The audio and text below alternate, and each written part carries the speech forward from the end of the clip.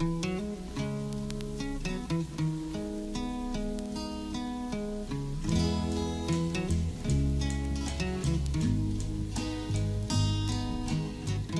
is a prime opportunity to hear from Archbishop Jason Gordon as he shares some invaluable suggestions for those engaging in the activities connected with this holy season of fasting, of praying, and almsgiving.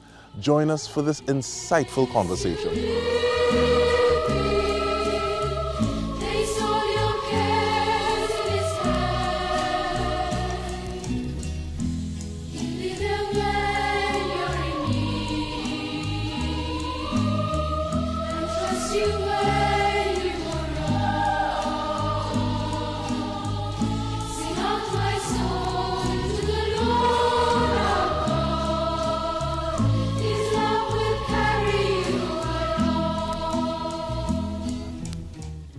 Lent is a real time of year for intimacy with God. You know, we think of Lent and say, oh God, I ought to give up something. That's the first thing that you come to. Lent is a wilderness, and so the first Sunday of Lent, you start with that beautiful text. Led by the Holy Spirit, Jesus went into the wilderness to be tempted by the devil. That sounds really weird, huh? Except you understand when you go back to Hosea, when Israel was getting on real bad, Hosea said, or God said through Hosea, I will seduce you, I will lead you back into the wilderness where you will listen to my heart. And so the wilderness is this privileged place of intimacy between God and his people. So if Lent is a mini wilderness, it's a privileged space of intimacy between God and his people. And that means that we take on different spiritual practices during Lent, like prayer, fasting, almsgiving. We take on these practices to deprive ourselves, to enter voluntarily into the wilderness where we can be tested. And by being tested, where we can have intimacy with God. Now that doesn't sound very intuitive. But remember, Christianity is an upside down thing. Eh? The first will be last and the last will be first. When we are tested, that's when we understand how much we need God. When we are living our normal life, we ain't giving up anything, we're not pushing ourselves anywhere, well, all is well. But an athlete who wants to do better has to test, has to push themselves beyond what is comfortable, what is normal. And by pushing to the limits, by pushing to beyond the comfort, the athlete starts understanding where the real pain is and where the real growth is possible. And it's the same thing in Lent. If we start pushing beyond what we are comfortable with living and pushing into areas where we are a little bit, on the edge of comfort, we start moving into faith with God and a greater consciousness of God who is always present with us. So Lent is a wonderful time. Embrace it and embrace the spiritual practices. When Lent is taken on as a family, for instance, it's so beautiful because everybody decides what they're doing and it'll be different. But if somebody giving up chocolates and somebody giving up this and somebody else giving up that, fine. But what I say to families is have a little jar and put it somewhere. And if you're going to spend $5 on a chocolate and you gave that up, take the $5 and put it in the jar. That becomes almsgiving at the end of Lent. And everybody in the family contributes something to the jar every week from what you have given up and what you want to give as alms to the poor. Why? Because it's three practices. It's prayer, fasting, and almsgiving. And the fasting shouldn't mean that therefore I have more disposable income because I didn't have that spend on that. So if you gave up going to cinema, well, take that, put that in the jar. So that the prayer, fasting, and almsgiving actually work together. But it works really great as a family. Not that we boast about what we're doing, but we hold each other accountable and we also remind each other what it is we promised. When I was a child, we had all the traditions of cutting Lent. If you know your partner gave up sweetie and you see him with a sweetie, cut Lent, and now he's in trouble. Because we all worked towards helping each other to hold the spiritual practice that we have chosen. And the same thing as a family, as a community, but we are a family of families, these churches. And so the whole parish. And so in the parish, we would always have a mission or a Lenten retreat sometime during, where we all come together and remind ourselves of the spiritual disciplines of Lent. And the Sunday Mass is also a big reminder of the Sunday disciplines, of the disciplines we undertake in Lent. Why is it so important? Well, you know, we are becoming a culture that is drawing away from God, where God has less and less importance within the life of the average citizen. And why is that? Because we become so rich, we have so much disposable income, we have so many disposable things on one hand. And that part of the culture has moved to think that we can do this on our own. Now, every time Israel moved to that place, Israel got into trouble, because the next place Israel went to was putting things in the place where God should be. And you see that happening already in our sweet Trinidad and Tobago. The other half of the culture doesn't have enough food, doesn't have enough clothes, doesn't have enough for the children to go to school on a regular basis, can't afford to keep proper nutrition in the home, can't afford the things that are basic necessities of life. And we have to remember, if we have a little bit of extra, that we have an obligation to those who don't have. And that's the almsgiving that we are called to. I like to look at the three. The fasting, you're giving up something. The prayer, you're taking up something. And the almsgiving, you're giving away something. So it's three actions you're doing. So with the prayer, you should take up a spiritual discipline and for the Lenten time. And if you took up a spiritual discipline for Lent, what often happens is at the end of Lent, you become so accustomed to this discipline, it just continues on in the rest of your year. And it takes you up a notch. And what is a Lenten discipline? For instance, if you don't pray the rosary every day, take that up for Lent. Or you don't read the gospel reading of the day as yet, take that up for Lent. And do a little lectio with it. So you read the reading, you read it a second time, you read it a third time, you put yourself in the reading, and you imagine yourself there in that scene, have the conversations that is going on in that text, and that way you enter into the text in a very different way. Or you can, a night prayer, or an examen of conscience, or take some spiritual discipline you're not doing, add it into the toolkit of spirituality, and experience what that does for you during the Lenten period. I really like the fact that you're calling on people to build that practice. And they often say it takes about 21 days to make a habit, and you have a little more time to entrench it. But in terms of Trinidad and Tobago being a real place, expound on that a little bit. A couple people, just in comments, this is not a real place. I didn't see the whole social media hoo-ha on it. And after about 5 or 6 or 7 people said, well, you know what I expect, this is not a real place. I said, no, but this is a real place.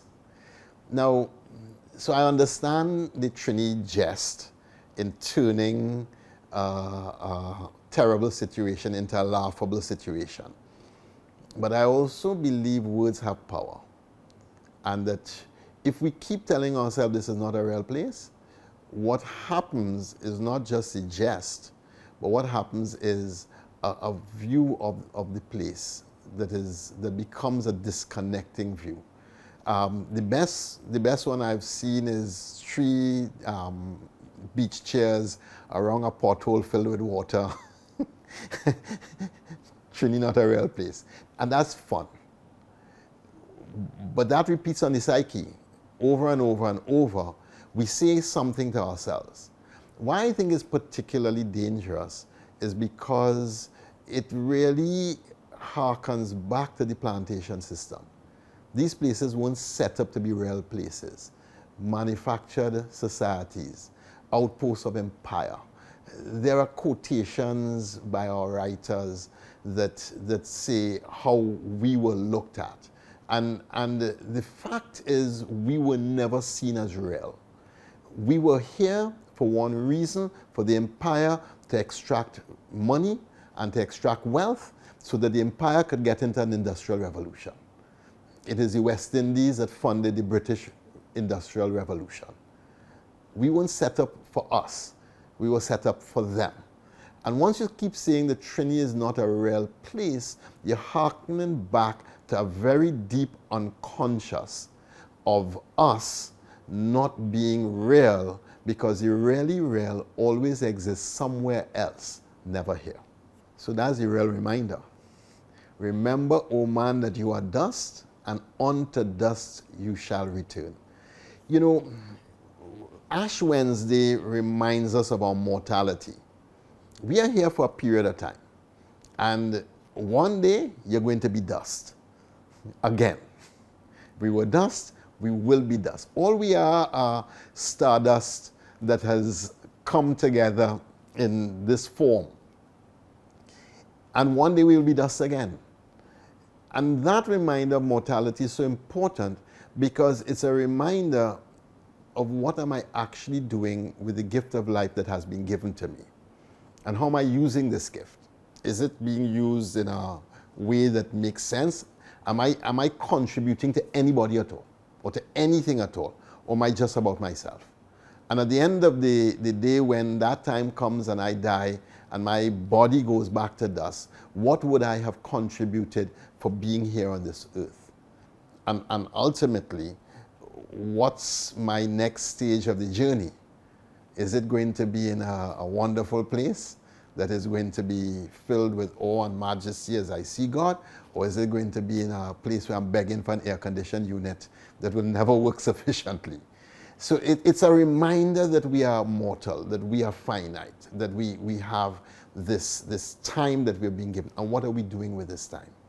You make me feel to bust out my best impression. Man is lonely by birth. Man is only a pilgrim on earth. But I want to talk about the role of the church and members of the church outside of the church. Now, and this is during a period like this where we should be looking for some of those things that you would like to see. The church has a big theme this year because Pope Francis has called us the Synod, which is a walking together and a journeying together towards Jesus Christ and mission. And our theme in Trinidad is building community, inclusivity, and dialogue. And one of the things we've learned from the synodal listening is that we're really not nice to each other. We're really not. And I think, yes, as a Catholic thing, I think that's a Trinidad thing. And I think as a whole as a nation, and we are not better as church, and it's something that we have to be called to be better. We could love each other a lot more than we do. We could be kinder to each other. We can say a kind word as opposed to the cutting Trini Pekong that could reduce you to ashes in 2 seconds. We could really build people up in a whole other way than what we are doing right now. And so the call in the Lent is I've asked that people give up negativity this Lent. And look at how we're being negative. Look at how you're speaking. Look at what you're listening to. Look at what you're partaking in. Look at what you're forwarding. Look at what you're sending to other people. Look at the whole diet and ask yourself, are you living like a Christian, which is a person who lives with Christian hope? Or are you living in a negative frame, in a negative perspective, and peddling negativity to other people? And I think this is very important. Negativity is really, really close to ingratitude. And ingratitude, the old people say, is worse than witchcraft.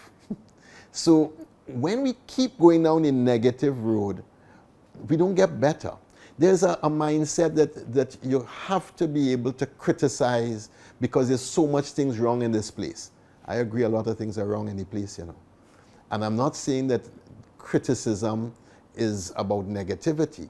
I don't see criticism as negativity, but there's a higher level to criticism, which is evaluation and analyzing and evaluating. If we only criticize, we don't change. If we analyze and we evaluate, we're on the way to creation. And the problem I think that we have is we think that criticism is a civic responsibility. It's not. It's not. That just gets it off your chest and gets you to belch. Analyzing and evaluating, that gets you to some way of creating. And that's what we need more of in Trinidad and Tobago. People willing to create a better space in this beautiful country of ours. Looking at the way that we analyze to get better as opposed to just getting stuff off our chest and venting. I appreciate that. Now, in terms of making those bridges with the people that say this is not a real place, or people using devices to spread a message or narrative, and thinking specifically about young persons. Now, the synod, how does the synod look specifically at those young people? Reaching to our young is one of the greatest challenges we have. And the challenge is not their challenge, it's ours. It's our challenge because from 2006, the world changed in some fundamental ways that we haven't come to terms with. In 2006, the iPhone was created by Steve Jobs. And that put a whole computer with more power than what it took to launch the Apollo 13 on the moon in the hands of everybody. And the children who were born around 2006, who grew up with an iPhone, an iPad, I this or I the other, or Galaxy tablet, a computer that's in your hand, have grown up really, really different. And they see the world very different from us. And they're accustomed to much more instant gratification than we ever had before. Even on television, your shot changes every 30 seconds on social media. If you're not buzzing consistently, swipe left and you're gone. So it's a whole other world. And we have to understand this world, and we have to engage them in a journey where, with the hyperactivity of the digital age in which they're immersed, we have to invite them to silence. The two things I ask for schools to do is 5 minutes of meditation every day. The second practice that I ask for the children is the examen of conscience, which is different from the examination of conscience. The examen is of consciousness, where what's the things that we are grateful for, that we have experienced God's blessings in this day? When was I the best version of myself and when was I not? Today. What is the one thing that I want to talk to God about that stands out in my day to day? What's the thing that I need to ask forgiveness for? And what's the invitation out of today to grow and become better tomorrow? 5 questions.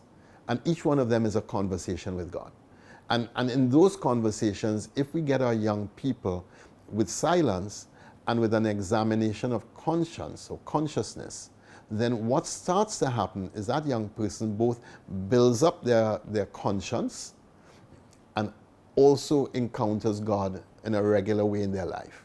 And that helps a young person to understand that, and an old person, I would say, to understand that, you know, this God is more than just what we think. And this God is actually real. And what are some of the things that you're currently engaged in during this period? One thing happens every Lent. We have retreats where people come to reflect on their faith. Most parishes will have 5 nights. One of the nights we'll have confession. Last night we had confession in the retreat that I was doing. And people who hadn't been to confession since before COVID came to confession. People who have not been to confession for 30 and 40 years came to confession.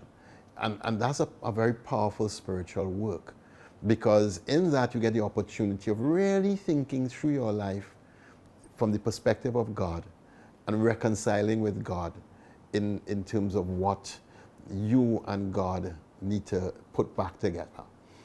So that's one of the big things. And then, of course, the prayer, fasting, and almsgiving is another one. The music is another. We do different music during Lent, but reaching out. Many, so this year I'm going to be in Sealots again for 3 nights in Lent, in Sealots 1, 2, and 3. And we're doing an open air crusade in Sealots, in the 3 parts of Sealots.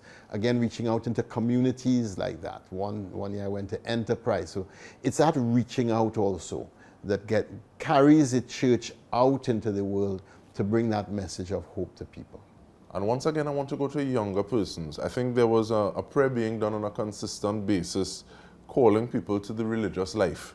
What do you see happening? What do you see people moving in different directions to or away from the church and from that religious life? Do you see people moving in the direction? How about people answering the call, as it were? You know, some people, when they hear the call to religious life, they say, let that cup pass me by. Eh? Some people, okay? Not calling any names here. Not calling out anybody at all. You know, the call to religious life is an interesting one because it's not, again, an intuitive one. Anybody who really feels that they want to be a priest, no hesitation, I worry, because it means you haven't understood the gravity of what this is for your life. But helping a person understand that God has a call on every one of us. Every one of us has a vocation. And every one of us has a responsibility to listen, discern, and answer that call. And if we understand that, then the whole community should be discerning vocation, not just a few people who might be called to priesthood or religious life. And when we become that kind of community, we support each other. Here, what we have found is that every year we have a few people who would say, you know something, I want to discern this. And then we have a year where they come and they live together and work together in one place so that they can discern that call together.